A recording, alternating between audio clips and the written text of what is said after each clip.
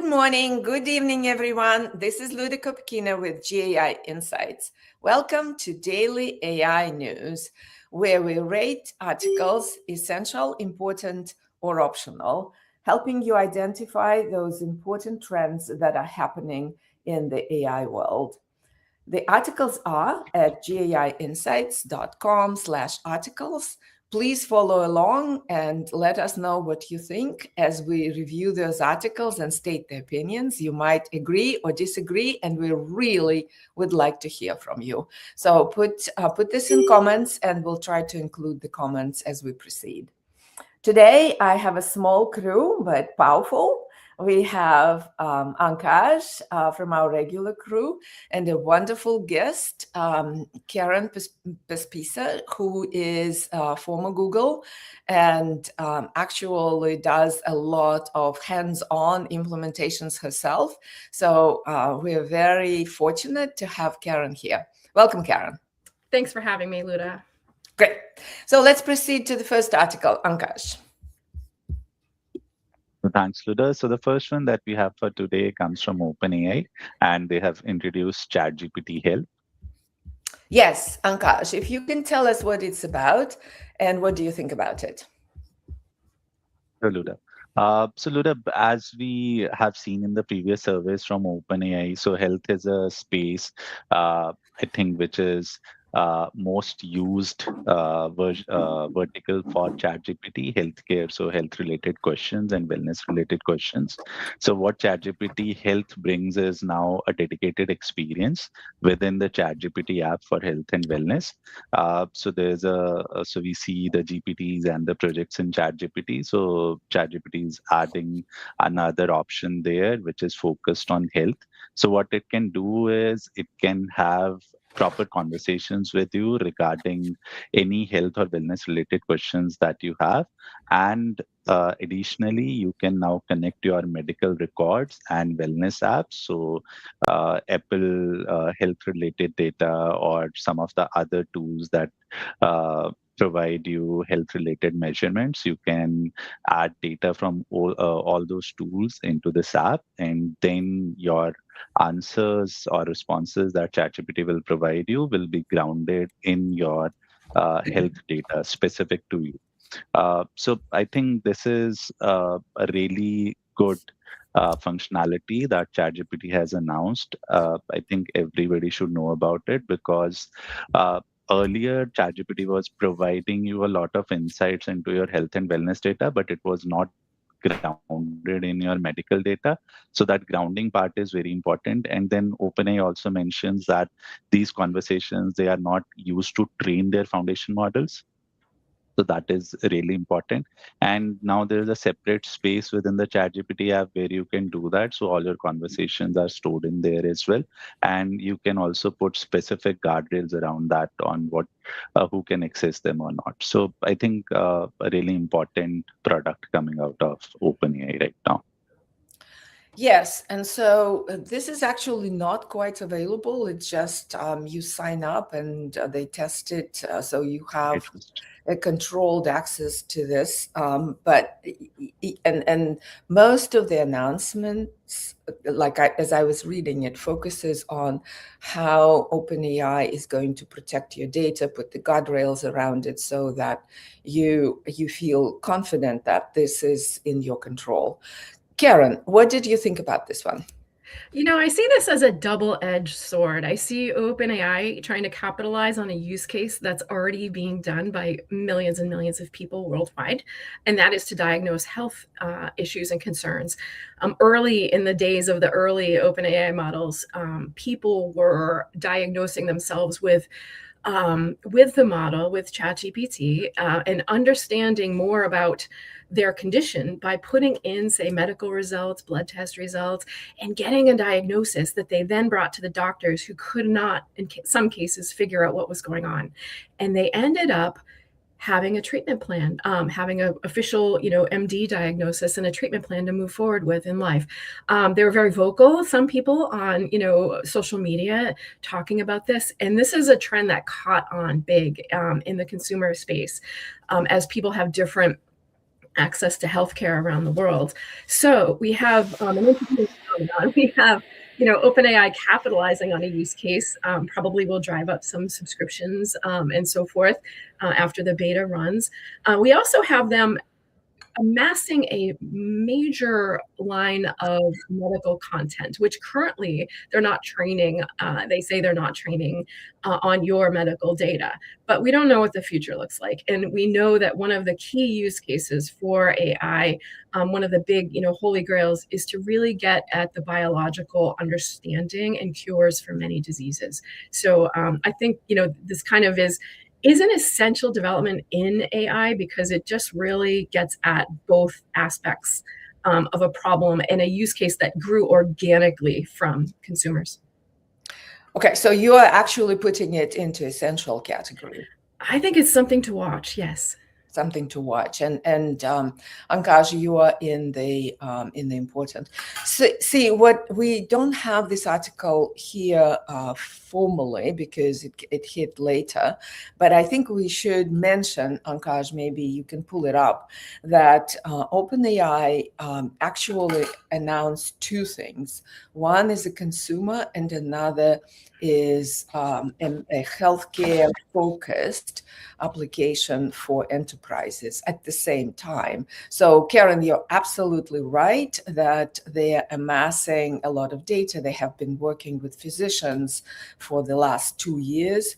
So, and now they're capitalizing on all of that, releasing both the enterprise version and that is live now, and the consumer version that is about to go live really broadly. So yeah, given Ankash, do you want to talk about the enterprise one for a couple of minutes? Luda. So what they have launched for the enterprise is two things. There is ChatGPT for healthcare, which is a healthcare version of ChatGPT for clinicians, administrators, and researchers in the healthcare domain. So this is like our traditional ChatGPT app, but that is for clinicians and other healthcare practitioners. Then there is OpenAI API for healthcare, which various hospitals can use within their products or to develop their healthcare specific products. Now, what is important in ChatGPT for healthcare is that first they have evaluated it against HealthBench and GDP Well benchmarks, which are important. Then what they have done is they have grounded them in medical journals, public health guidance, and they also mentioned that the responses, around 600,000 prompt response pairs, were verified by medical professionals, so around 260 medical professionals from 60 countries. So I think they really have put in effort here to make sure that all the responses that healthcare professionals get, they are grounded, they are verified, and they are useful for those healthcare professionals. And on top of that, they have ready-made templates for a variety of use cases and are also providing data controls like data residency, audit logs, and various other features. So overall, I think doctors, healthcare professionals who were just using the normal ChatGPT or any other tool earlier, they will for sure shift to ChatGPT for healthcare, but because it provides really grounded advice, and they can be sure that their patients' details, their records are safe within the ChatGPT app. Yeah. So, okay, let's go with essential, given there's two things. And Vivek is chiming in, suggesting that it's certainly essential for healthcare, but for the overall market, it appears that OpenAI is putting a stake in the ground saying, I want to really lead in this vertical. And they have spent some time doing the background work. Valde is asking about what about HIPAA and other guidelines for this space. I think they've actually explained it, how they are going about it and putting it into very safe. So you opt out to connect your stuff into the app, and actually, yeah. So anything to add on that issue, Ankash, Karen? That's a big ball of wax, HIPAA compliance. So I, feel like they are absolutely having their legal teams look into it. It's not something to be taken lightly, and the opt-in piece is very important for every user. That said, education needs to happen as well. And I think, programs like this that talk about how your data could potentially be used, is being used, is not being used, are very important. Yeah, very important. Okay, essential it is. Let's proceed to the next one, Ankash. So the next one comes from Arvind Jan from Glean, and he talks about how context is the next data platform and why context graphs are key to understanding processes. Yeah, we've been talking about context. There are a whole bunch of things happening in context, even this week. So I'm not surprised. This is yet another one. Karen, what did you think about this one and the semantic graphs that they are suggesting will be implemented for that? Well, it's not too often you hear about $1 trillion opportunity. And I think context graphs are being really kicked around on social media as something that is the next greatest thing in AI. And the reason is this. If you think about how an enterprise uses data and how we've been able to access data in enterprises to date, a lot of that data is either static or dynamically updated over time. And it is basically often results-oriented data, right? So it doesn't contain the key decision traces that an organization shows how an organization made a decision about accounts, products, development, et cetera. So those decisions are often made on apps like Slack and Teams and chat-based, Slack-like communications. So what we have is context graphs that kind of really look across an entire organization, including its chat-based vehicles, and make semantic graphs of how decisions are made. And the reason this is important is that soon, when AI agents come to fruition in the enterprise, we will have a need for more data. And, we've exhausted or, really done well at figuring out the static data that lives inside companies, and companies are getting their hands around that and really pumping and structuring their data for AI usage by the LLMs. But right now, that decision trace data is not part of the piece, not part of the pie. So we have the chance to move forward with context graphs. And this is a really interesting way to think about how AIs are informed and how agents can interact with each other. Once they're doing jobs independently with human oversight in an enterprise, you need that context that is key to showing how the enterprise has handled both decisions and exceptions to the rule and key drivers that help the enterprise to grow. So I would rate this as, while the article itself is first in a very emergent conversation that's happening, especially on X right now, I do think the concept of context graphs is very important for the future. Yeah. Okay. So important from Karen. Ankash. Important for me as well, Luda. I think here Arvind mentions two important things here. So one is how the context will be gathered from different apps, as Karen mentioned. The second thing that he mentions is that this context that we can get from these apps, this can only describe the how part of it. So how a process or a particular workflow was completed, but it can't tell you why it was done in a way that it was done. So that's the important part. And he again mentions that the technical aspect of the context graph implementation will be very difficult because of so many places that our data resides in. So I think it's an emerging conversation about context graphs. We know context engineering will be important from an agentic tool perspective in 2026. So I think every AI leader should read this one. Yeah, I was also important on this one. It's not essential because it's a little bit too deep, right, technically, but I think important for sure. I've already forwarded this article several times, so I think this kind of entices you to think. All right, important it is. Let's proceed to the next one, Ankash, please. Okay, the next one comes from VentureBeat, and it talks about Claude Code 2.1, which arrives with smoother workflows and smarter agents. Yes, it was mine. I rated it as important. I think if OpenAI is trying to put their stake into healthcare vertical and finance vertical, Claude is doing it in code for sure.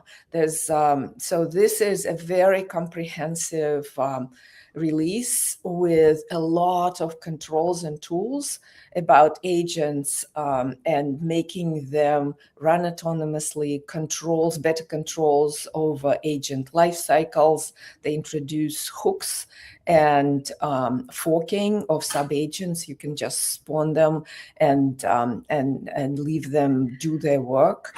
They introduce a number of things to reduce friction and enable faster iteration.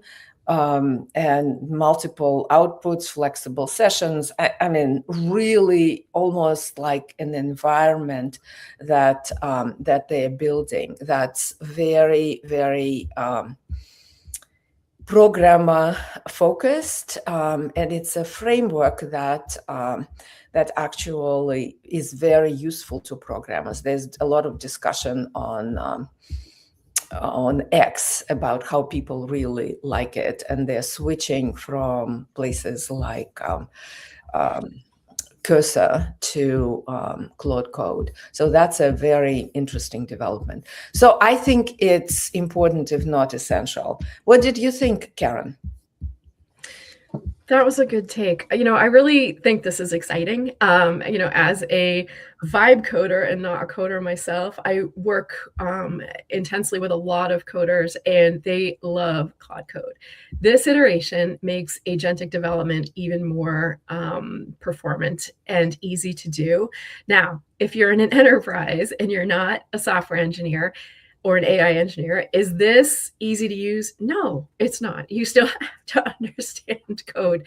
But I think what they're doing is Claude is just such a great model for generating code and for understanding all the implications that coders face, all the way down the process, that they are trying and probably going to succeed at crushing, vibe coding apps in the process with this, as soon as they make it easier to use. So, I think while the article is very technical, the story is technical. I've been following the conversation on X from the developer who launched this vehicle for Anthropic.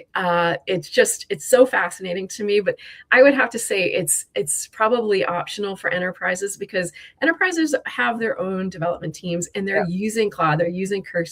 They get it. They are able to take what that gives them, make it appropriate for production in an enterprise environment and debug and all that. So I would say optional at this point. Very good grounding. Thank you. Ankash, I get excited about this new stuff happening, right? Right, Luda. Luda, I was important on this one. I think it's important for AI leader to understand what new things are coming. I agree with Karen's viewpoint that coders already know about this. But then I think Claude Code is not just a coding tool. The way that Claude is now promoting it is as a agentic tool, which can do both your coding work and a lot of other knowledge work as well. And they are promoting it that code can do anything that any knowledge worker is doing, as long as it's bits and bytes and work which is being done through a laptop and a keyboard, right? So their ultimate objective is to automate all the knowledge work through this. So I think from that respect, it is important for an AI leader to understand how knowledge work can be done through Claude Code and what they can achieve through this. So for that reason, important. Yeah, you haven't convinced me, Ankash. I think Karen convinced me to go from this to optional, because the release itself, if you read it, it's very much in the weeds. It goes feature by feature. You almost like can't see what you're saying is happening in the release. It's just like take this hot hook and this thing, and it's just like you get lost unless you are really a programmer. Optional. You're right, Karen. I got convinced by you. So, and I agree with you, Ankash, but this release is not gonna say it. So optional it is. Let's proceed. We need to pick up speed.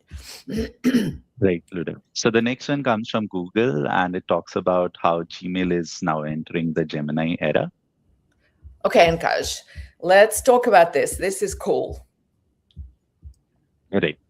So basically, Gmail now has a lot of features that Gemini already has, including AI overviews. They are launching a new feature which talks about help that a user can get in writing those emails. They also talk about how pro users or paid users can now get context from other Google apps that they are using, which will help them write emails better. And then there is this AI inbox piece, which they showcase here. So basically, above your inbox, you will have AI inbox, which will provide you summaries of all the emails that you have got and what actions you need to take on top of them. I think these features will be really useful going forward. The AI overview feature, I think we have been using it for some time now. It really helps you understand if there is a long-threaded email that you are replying to, and other features I think will be useful as well, as in when they are rolled out. And it sort of will now compete with other email apps like Superhuman or Quora from Every, and a lot of other apps which have been built on top of these tools, but you need to have a separate email client for them. So for that reason, I think this is an important addition, but not essential because it's still not rolled out. We haven't tested it yet. So yeah. Important from Ankash. What do you think, Karen? I think it's interesting, and I think it's important. And the reason is this: one of the things we, from the get-go, when AI, came out 3 years ago, or generative AI, was the ability to talk to your data. And it over time we've gotten there. Like, we're able to talk to our data, we're able to query it, we're able to figure out nuances, intents, patterns, because LLMs are basically at their essence and core pattern recognition machines, as well as many other things. But that's one of the things they do extremely well. So the ability to talk to your email and to really understand how projects are progressing, how what are the decision points, what's beyond the action items that appear at the end of every meeting notes, and really, I think it's a leapfrogger for me. Like, I feel like the ability to talk to your, in this case, Google Workspace, Gmail, is going to be big. Is it out? And right now, no, only paid users, and that's just a sign of the times. It's going to grow, and it's going to be everywhere, because I think as AI becomes better at not hallucinating and at grounding itself in your own data, talking to your email is going to be a big time save for people. Yeah, I agree with you, and I also rated it as important. Just yesterday, as you know, we have I started this community called Women Applying AI. There was one member running around asking for, have anybody built an app to actually look through my emails and find out the places where I dropped the ball. I promised something, but I forgot about it, and it's sitting in my queue someplace. It's a really, and then a lot of people responding, I would love this app. So this now makes it possible. So I think it's certainly important. Okay, let's rate it important. I would actually think it's essential, actually, but important for now because it's not yet proven. Let's go to the next one. We have 4 minutes left. Let's try to get this too quickly. Yeah. Next one comes from Ethan Mollig, and it talks about Claude Code and what comes next.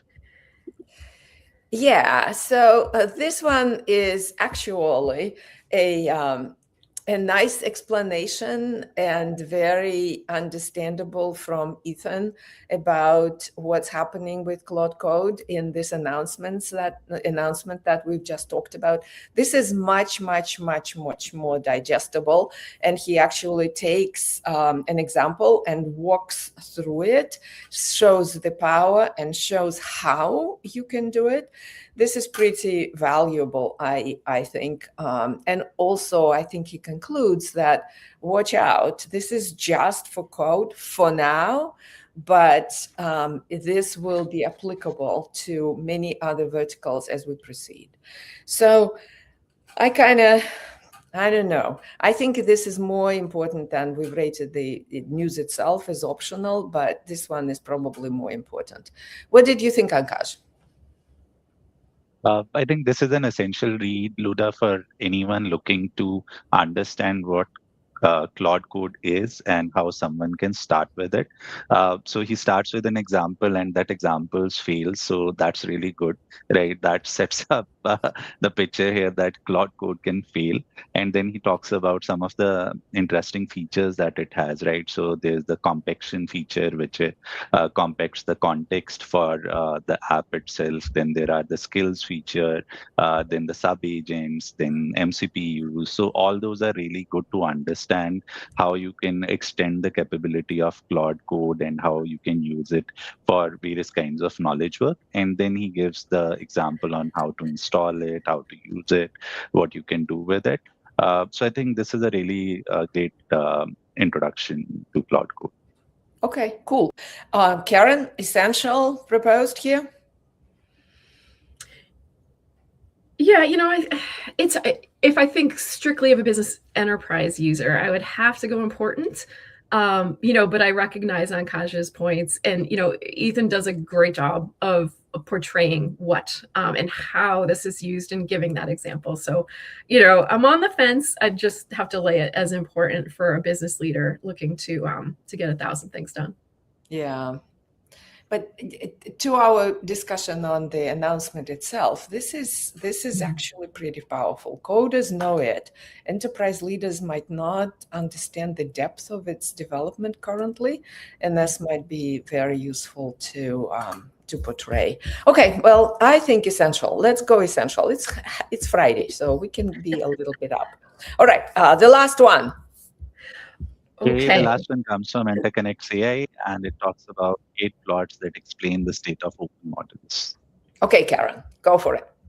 All right, so this is a race, as is everything, especially in our country, in the US here, where I happen to be based. But we went through the parameter race. Now we're looking at the benchmark race. But the key takeaway here is that open models are very performant, very fast. And China, as a developer of open models like Qwen and DeepSeek and others, is really coming into its own. Like, these models are getting better and better. They're surpassing all the benchmarks, and they're leading the leaderboards. The reason that's important is that open models are very easy to, as well as any model, are cheaper and easier to fine tune.